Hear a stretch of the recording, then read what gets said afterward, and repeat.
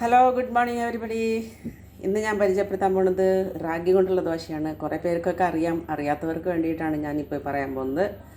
ഇത് നമ്മൾ റാഗി പൊടി വെച്ച് ദോശ ഉണ്ടാക്കരുത്, മുഴുവനായിട്ടുള്ള റാഗി തന്നെ എടുക്കണം. അപ്പോൾ എന്താ കാരണം എന്ന് വെച്ചാൽ അതിനകത്ത് നല്ല പോലെ ഫൈബർ അടങ്ങിയിട്ടുണ്ട്. അത് നമ്മളുടെ ഡൈജഷന് വളരെ നല്ലതാണ്.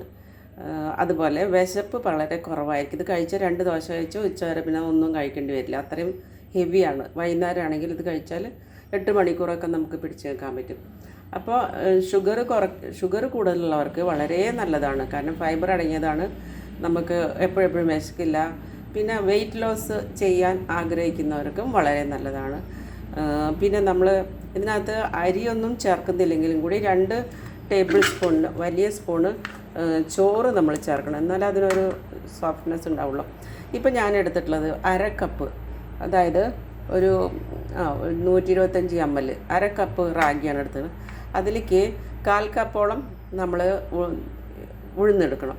പിന്നെ ഒരു ചെറിയ ടീസ്പൂണ് ഉലുവ വേണം കേട്ടോ, എന്നാലും അതിന് ടേസ്റ്റ് ഉണ്ടാവുള്ളൂ. പിന്നെ 2 വലിയ സ്പൂണ് ചോറ്. ഇതെല്ലാം കൂടി നമ്മൾ അരച്ച് പകൽ കുതിർത്ത് വയ്ക്കുക. ഒരു 4 മണിക്കൂർ കുതിർത്ത് വെച്ച് രാത്രി അത് അരച്ച് വെച്ച് 5-6 മണിക്കൂർ അത് പൊങ്ങാനായിട്ട് അനുവദിക്കുക. അപ്പോൾ അത് അരച്ച് പൊങ്ങിക്കഴിഞ്ഞാൽ നല്ല അടിപൊളി ദോശ ഇഡ്ഡലി ഉണ്ടാക്കാം. കാണിച്ചു തരാം. ഞാൻ ഇന്നലെ അരച്ച് വെച്ച് അത് നല്ലപോലെ അരച്ച് വെച്ചതാണ്.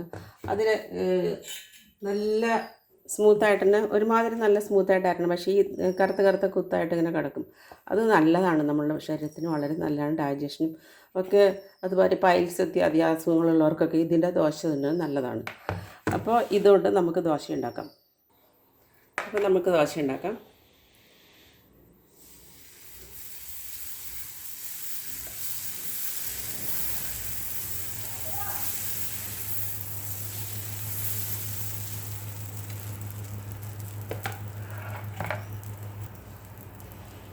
കുറച്ച് നെയ്യും വെളിച്ചെണ്ണയും കൂടെ മിക്സ് ചെയ്ത് വെച്ചാണ് ഞാൻ ഉപയോഗിക്കുക. പ്യുവർലി നെയ്യ് ഉപയോഗിക്കൽ കുറവാണ്. അപ്പോൾ നമ്മുടെ ദോശ നല്ല മയമായിട്ട് വന്നിട്ടുണ്ട്. അടിപൊളി ടേസ്റ്റാണ് കേട്ടോ.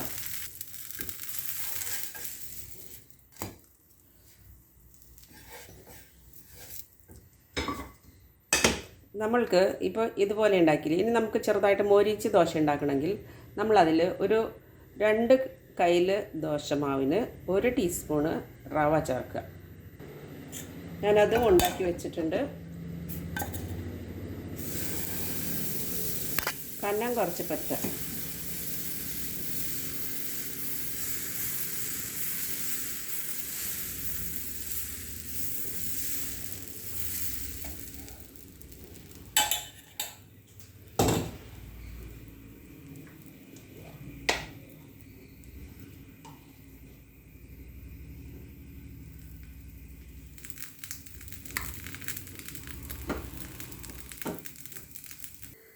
ദോശ നമ്മൾ നല്ലപോലെ സിമ്മിലിട്ടിട്ട് വേണം കേട്ടോ മൊരിച്ചെടുക്കാനായിട്ട്.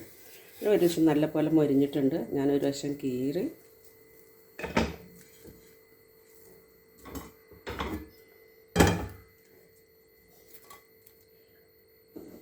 ഇത് നേരത്തെ ഉണ്ടാക്കിയ ദോശ സോഫ്റ്റാണ്.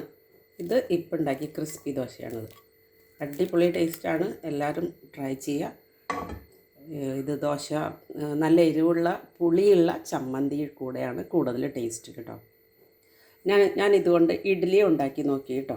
ഇഡ്ഡലി ഉണ്ടാക്കിയിട്ടുണ്ട്. നല്ല സോഫ്റ്റാണ് ഇഡ്ഡലി. ഒന്നും എന്താ പറയുക, നമ്മൾ സാധാ അരിയുടെ ഉണ്ടാക്കുന്ന അതേ ടേസ്റ്റ് തന്നെയാണ്. ചെറിയൊരു ടേസ്റ്റ് വ്യത്യാസം. നമ്മൾ റാഗിയാണല്ലോ ഉപയോഗിക്കുന്നത്. അരിയുടെ അതുപോലെ കഴിക്കില്ല, എന്നിരുന്നാലും കഴിക്കാൻ ഒരു കുഴപ്പമില്ല കേട്ടോ. നല്ല സോഫ്റ്റ് സ്പഞ്ചി ആയിട്ടുള്ളതാണ് ഉണ്ടായിട്ടുള്ളത്. നമ്മളിതിൽ ചോറ് ഒരു 2 സ്പൂൺ ചേർത്തുള്ളൂ. അതുകൊണ്ടാണ് ഇതിന് ഇത്ര സോഫ്റ്റ്നെസ് കിട്ടുന്നത് കേട്ടോ. പിന്നെ ഞാൻ ക്രിസ്പി ദോശ ഉണ്ടാക്കാനായിട്ട് നമ്മളതിൽ ചോറ് ചേർക്കാതിരുന്നാൽ ഒന്നുകൂടെ ക്രിസ്പി ആയിട്ടുള്ള ദോശ കിട്ടും. അതാണ് ഇത് കുറച്ച് ക്രിസ്പിയാണ്, എന്നിരുന്നാലും ഒന്നും കൂടെ നല്ല വടിയായിട്ടുള്ള ദോശ കിട്ടും. ഇത് നമ്മൾ ശരിക്കും ദോശ ഉണ്ടാക്കുമ്പോൾ തളർന്ന് കിടക്കുന്ന നല്ല ഇഷ്ടം. അതുകൊണ്ട് ദോശ ഇങ്ങനെ ഉണ്ടാക്കി. പിന്നെ നിങ്ങൾക്ക് ക്രിസ്പി ദോശ ആവശ്യമുള്ളവർക്ക് കാണിക്കാനായിട്ട് ഞാനിത് ഇങ്ങനെ ഉണ്ടാക്കിയിട്ടുണ്ട് കേട്ടോ. അപ്പോൾ ക്രിസ്പി ദോശയും 2 ഇഡ്ഡലിയും 1 കഷ്ണം മാമ്പഴവും എടുത്തിട്ടുണ്ട് ഞാൻ ഇന്നത്തെ ബ്രേക്ക്ഫാസ്റ്റിന്. അപ്പോൾ എല്ലാവരും ഇതുപോലെ ട്രൈ ചെയ്യുക. പിന്നെ ഒരു കാര്യം പ്രത്യേകം പറയണം, കുറച്ച് പുളി മുന്നേക്ക് നിൽക്കുന്ന ചട്നിയാണ് ഏറ്റവും ടേസ്റ്റ്. സാധാരണ തേങ്ങയും കാന്താരിമുളക് ഉണ്ടെങ്കിൽ കാന്താരിമുളകും ഒരു കുഞ്ഞ് കഷ്ണം ഇഞ്ചിയും കുറച്ച് ചുവന്നുള്ളിയും പുളിയും ഇട്ടിട്ട് നല്ലപോലെ അരച്ച നല്ല ചട്നിയാണ്. നല്ല ടേസ്റ്റാണ് ഇത് കഴിക്കാനായിട്ട്. നിങ്ങൾ അരിയൊക്കെ മാറ്റി നിർത്തും. കുട്ടികൾക്കും നല്ലതാണ്, വലിയവർക്കും നല്ലതാണ്. കോൺസ്റ്റിപ്പേഷൻ വരുന്നവർക്കൊക്കെ വളരെ നല്ലതാണ്. അതുമാതിരി ഷുഗർ പേഷ്യൻറ്റിന് പ്രത്യേകിച്ച് ഒന്നും പറയാനില്ല. കാർബോഹൈഡ്രേറ്റ്സ് വളരെ കുറവാണ് അരിയേക്കാളും. അപ്പോൾ ശരി, എല്ലാവർക്കും ബൈ. അപ്പോൾ എൻ്റെ ചാനൽ സബ്സ്ക്രൈബ് ചെയ്യാത്തവർ മറക്കാതെ സബ്സ്ക്രൈബ് ചെയ്യുക, ബെല്ലൈക്കൺ അമർത്തുക, ഷെയർ ചെയ്യുക, ഫ്രണ്ട്സിൻ്റെ അടുത്തൊക്കെ പറയുക. പുതിയ പുതിയ റെസിപ്പികളായിട്ട് പിന്നീട് വരുന്നതാണ്. Okay, by.